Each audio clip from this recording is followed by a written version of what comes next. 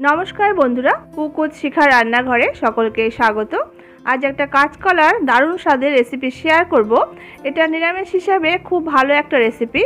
आमरा अनेक समय निरामिषेर दिन कि रान्ना करब भेबे पाई ना, सेई समय आजकेर एई रेसिपिटा एकदम सेई निरामिष हिसाबे आदर्श एक रेसिपि। आशा करछि आपनादेर काछे खूब भालो लागबे। যদি রেসিপিটা ভালো লাগে বন্ধুরা অবশ্যই একটা লাইক করবেন আর আত্মীয়স্বজন বন্ধু বান্ধবের সাথে রেসিপিটি শেয়ার করার অনুরোধ রইল। তাহলে চলুন দেখে নেওয়া যাক। এখানে আমি দুটো কাঁচকলাকে দু টুকরো করে আমি কেটে নিয়েছি। মাঝখান থেকে দু টুকরো করে মোটামুটি 4 টুকরো করে আমি কাঁচকলা দুটোকে কেটে নিলাম। এরপর ছুরি দিয়ে এইভাবে করে কাঁচকলার খোসাগুলোকে ছাড়িয়ে নিতে হবে।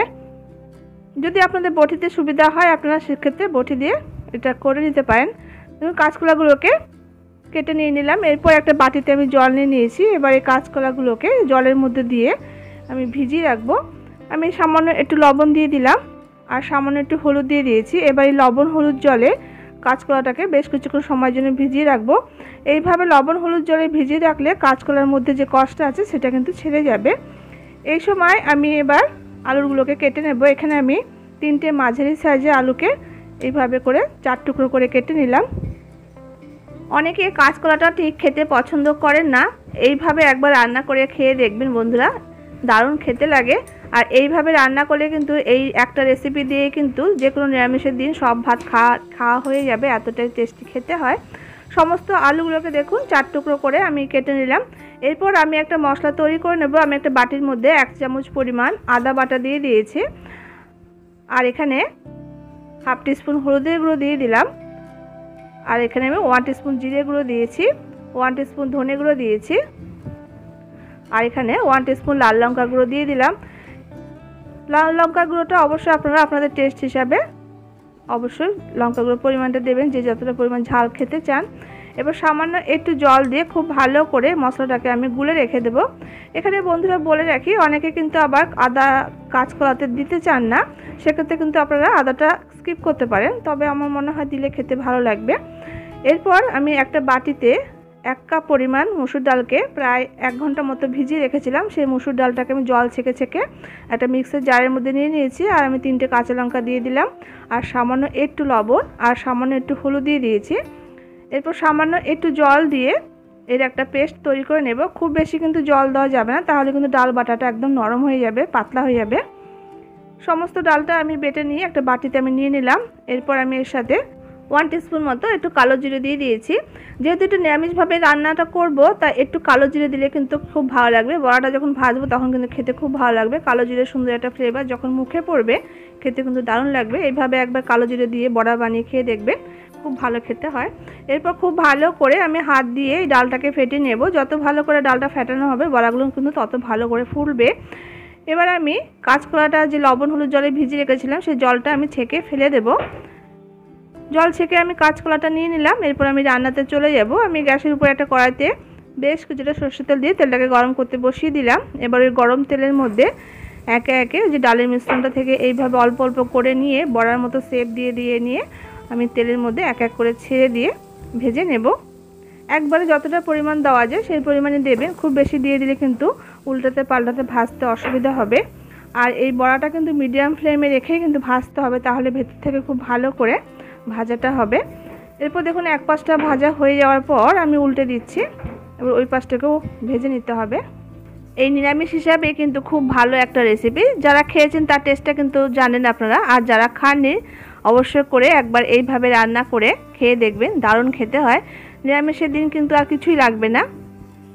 এবার দেখুন আমি এইভাবে করে খুন্তি দিয়ে একটু এইভাবে করে নাড়াচাড়া করে দিচ্ছি। এইভাবে করে একটু নাড়াচাড়া করে দিলে বড়াটা চারদিক থেকে খুব সুন্দর করে ভাজাটা হবে আর খুব ক্রাঞ্চি হবে খেতে। আর এইভাবে কিন্তু শুধু শুধু খেতেও কিন্তু বড়া বেশ ভালো লাগে, ডালের সঙ্গে ডাল ভাত দিয়ে আর একটু সাথে একটু যদি লেবু লঙ্কা হয় তাহলে তো খুব ভালোই হয় খেতে।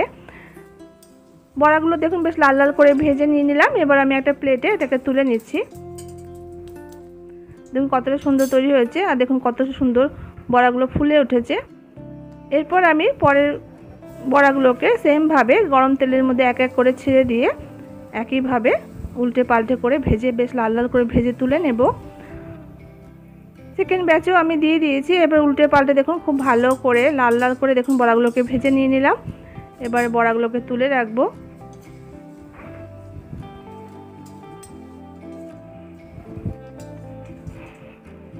সমস্ত বড়াগুলোকে দেখুন তুলে নিয়েছি, আর দেখুন কত সুন্দর করে বড়াগুলো ফুলেছে। এরপর যেটুকু তেল ছিল ওই তেলের মধ্যে আমি এবার কাঁচকলাগুলোকে দিয়ে কাঁচকলাগুলো একটু হালকা করে ভেজে নেব। কাঁচকলাটা একটু হালকা করে ভেজে নিলে কিন্তু খেতে ভালো লাগবে। তবে আপনারা যদি না চান তাহলে কিন্তু ডাইরেক্ট আপনারা রান্না করে নিতে পারেন। কাঁচকলাটা নাড়াচাড়া করে হালকা করে দেখুন একটু ভেজে নিয়েছি। এবার কাঁচকলাটাকে নামিয়ে রাখবো। কাঁচকলাটা একটু রান্না করার আগে ভেজে নিলে কিন্তু ভালো হয়, তবে আপনারা যদি না চান সেক্ষেত্রে কিন্তু ভাজার কোনো দরকার নেই। এরপর যেটুকু তেল ছিল আমি আর তেল দেবো না, এখানে মোটামুটি 1 টেবিল স্পুন তেল আছে। তাতে আমি 2টো এলাচ, 3টে লবঙ্গ, 1 টুকরো দারচিনি দিয়ে দিয়েছি। আর এখানে একটা শুকনো লঙ্কা 2 ভাগ করে দিয়ে দিলাম, আর একটা তেজপাতা 2 ভাগ করে দিয়ে দিয়েছি। আর এখানে হাফ টিস্পুন পরিমাণ জিরে দিয়ে দিলাম। এবার এই মশলাগুলোকে নাড়াচাড়া করে একটু ভেজে নিতে হবে।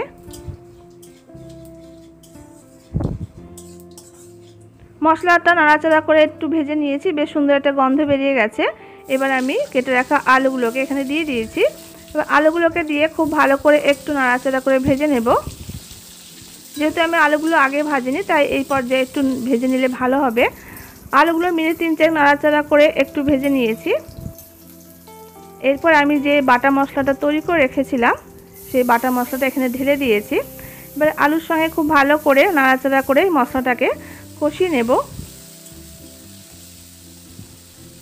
এবার আমি এখানে টেস্ট হিসাবে লবণটা দিয়ে দিলাম, আর এখানে হাফ টিস্পুন মতো একটু চিনি দিয়েছি। যেহেতু নিরামিষ তরকারি হালকা একটু চিনি দিলে কিন্তু ভালো লাগে খেতে, তবে আপনারা যদি পছন্দ না করেন সেক্ষেত্রে চিনিটা বাদ দিতে পারেন। এবার খুব ভালো করে আরও আমি বেশ কিছু সময় ধরে মশলার সঙ্গে আলুটাকে ভেজে বেশ করে একটু কষিয়ে নেব।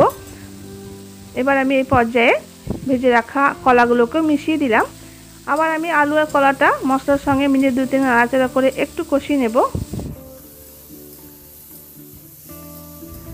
মশলার সঙ্গে আলু কলাটা খুব ভালো মতো করে দেখুন কষিয়ে নিয়েছি। দেখুন মশলা থেকে চারদিক থেকে তেল ছাড়তে শুরু করেছে।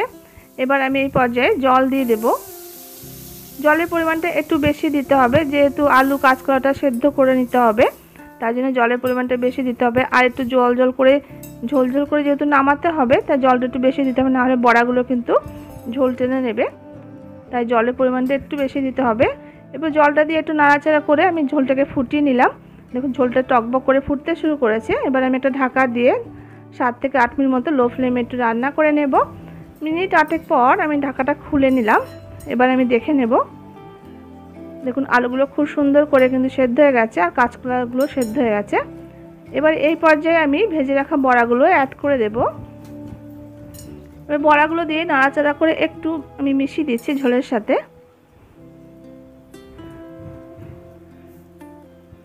বড়াটা দিয়ে নাড়াচাড়া করে নিলাম। এরপর একটা ঢাকা দিয়ে 4-5 মতো লো ফ্লেমে একটু রেখে দেব, যাতে খুব ভালো করে বড়ার মধ্যে ঝোলগুলো ঢুকে যায় আর বড়াগুলো বেশ ফুলে উঠবে, খেতে ভালো লাগবে। এরপর মিনিট 4 পর আমি ঢাকাটা খুলে নিলাম। এরপর আমি 1 টিস্পুন মতো একটু গরম মশলাগুলো ছড়িয়ে দিয়েছি, আর এখানে 1 টিস্পুন মতো একটু ঘি অ্যাড করেছি। লাস্টে একটু ঘি দিয়ে আর গরম মশলা দিয়ে নামালে কিন্তু খেতে ভালো লাগে, অবশ্যই কিন্তু এটা দিতে হবে। এরপর 2 মিনিট মতো ফুটিয়ে নিয়ে আমি এটা নামিয়ে নেব। আর একটু ঝোল মতো করে রেখে কিন্তু নামাতে হবে, আর বড়াগুলো যেহেতু ঝোল টেনে নেবে তাই একটু ঝোল মতো করে নামালে ভালো হবে। এবার নামানোর আগে আপনারা একটু লবণটা দেখে টেস্ট করে দেখে নেবেন ঠিকঠাক আছে কিনা। রান্নাটা আমার হয়ে গেছে। এবার আমি একটা বাটিতে এটাকে সার্ভ করে নিয়েছি। তাহলে বন্ধুরা আপনারাও এভাবে যে কোনো নিরামিষের দিন রান্না করে নিতে পারেন, সবাই বেশ তৃপ্তি সহকারে খাবে। যাদের কাঁচা কলা পছন্দ না তারাও দেখবেন চেটেপুটে খাবে। আশা করছি রেসিপিটি আপনাদের কাছে খুব ভালো লেগেছে। ভালো লাগলে একটা লাইক করবেন, শেয়ার করবেন, আর চ্যানেলটি সাবস্ক্রাইব করার অনুরোধ রইল আপনি যদি নতুন বন্ধু হয়ে থাকেন। আজ তবে আসি, আবারও চলে আসবো অন্য কোনো রেসিপির সঙ্গে। ততক্ষণের জন্য আপনারা সবাই খুব ভালো থাকবেন, সুস্থ থাকবেন। ধন্যবাদ।